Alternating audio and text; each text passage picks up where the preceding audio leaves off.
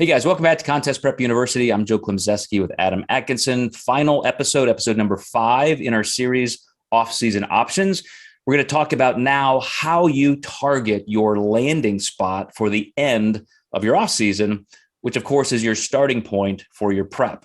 So this is important, Adam. You talk often about how if a client has your guidance and your support through the off-season leading up to prep, it's just a game changer. You've got them exactly where they want. You've gotten used to, who they are, where they are with their physique and their capabilities. And now for this exact reason, you can pick when we start, how we start, where we are when we start, and tell us why that's so important. Yeah. So, a relaxed and, hormonally optimized body is going to be, where the laws of thermodynamics basically are at their best. So, if you get somebody relaxed, you have cardio low, let's say you have even stimulants low, like caffeine. These are now things you can rely on for additional fat loss through your prep. So, as an off-season target before prep, I want somebody's training relatively low. I want their cardio low, macros as high as possible in the right ratios for that person. And I'm going to add the psychological component to there. I've had people who were physically ready, but maybe home life wasn't that great.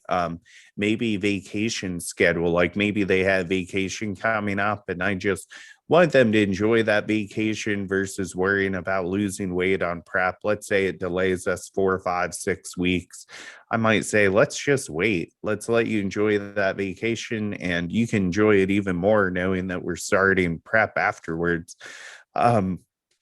Things like that fall into play. Just knowing the psychology of the person you're working with really helps. Like you said, the more I get to know somebody, the cooler the experience it is. And that's knowing somebody is what makes us really customize this stuff for you. And the more info somebody tells you, every coach says they do customized programming and a lot of them don't. But, we do have things in general we always like to do as coaches, but that always shifts when a client tells you that one thing that says, well, this might not be the best approach for you. You reminded me again of my client I described who hired me during the off season. And then I read in a couple episodes ago, her email response to me this week, which is, I feel like a vicious dog getting ready to be let off the leash. And I thought, man, just reading that reminded me when I was competing, just to wrap up a couple of points together from this series, because as a pro, I would typically compete every 2 years, contractually to maintain my pro status as we had to do. So I loved that cycle because it really allowed me to have some time to make changes and enjoy the off season. But when I got to that point, having managed my off season and I felt fresh and I could say, okay, now I'm excited. I'm dying to get into this prep. I can't wait. It's going to be amazing. I've got it all planned out. Versus somebody who feels like, man, I just barely got out of prep the last time and now I'm starting over again. But here's what I want to say to that point. It's still never easy. I have a client who is a pro and he had a, kind of a normal off season. And I talked him into not letting his body weight go too high. So he thought, well, this is going to be amazing. I've only got 14, 15 pounds to lose. This will be an easy prep. It was never easy. It was shorter. We got to diet on higher levels of food.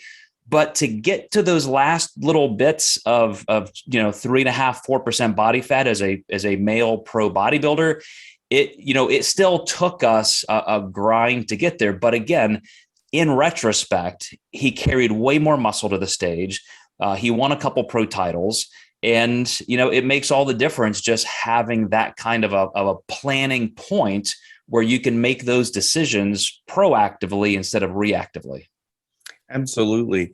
I had a great email from a client last night. She's in the off season and she said, honestly, I almost gave up this week because she's having a hard time seeing the changes versus cutting. And first, I congratulated her on telling me that. That's huge. And I said, I'd really still prefer to go in this off season direction, but if that's what it takes to retain you as a client, I'm willing to shift gears. She's never competed. But I said, if you can stick through this, trust me, you're going to be somebody who probably enjoys the competition or the cutting side more. So the more you get bored with this, just still try to stick to it. And one thing I congratulate her on is she said, I usually move to the next thing when I get bored. So this may be the first time in her life she's ever actually not just move to the next thing. So she's an older masters competitor.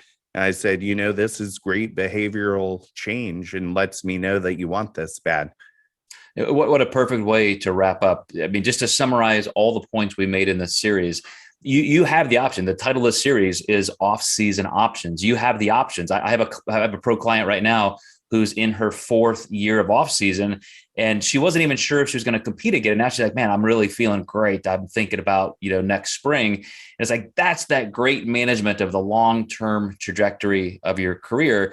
But I think it does come down to, like you did with that client, making sure you're managing the off season, keep it fun, keep it scientific. I mean, this is a time to really step on the gas for your strength and your recovery and your progress. You're building muscle mass and density.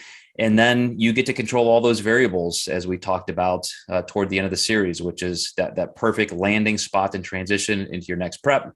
So hope that helps, guys. Thanks again, as always, Adam, for a great series. But all of you guys who listen and watch Contest Prep University, at the time of this recording, again, we're getting ready to kind of head into a short off season. And so I think some of these topics may be a little more appropriate, but we'd love to hear from you. Let us know what you'd like us to cover, and we will see you next time in Contest Prep University.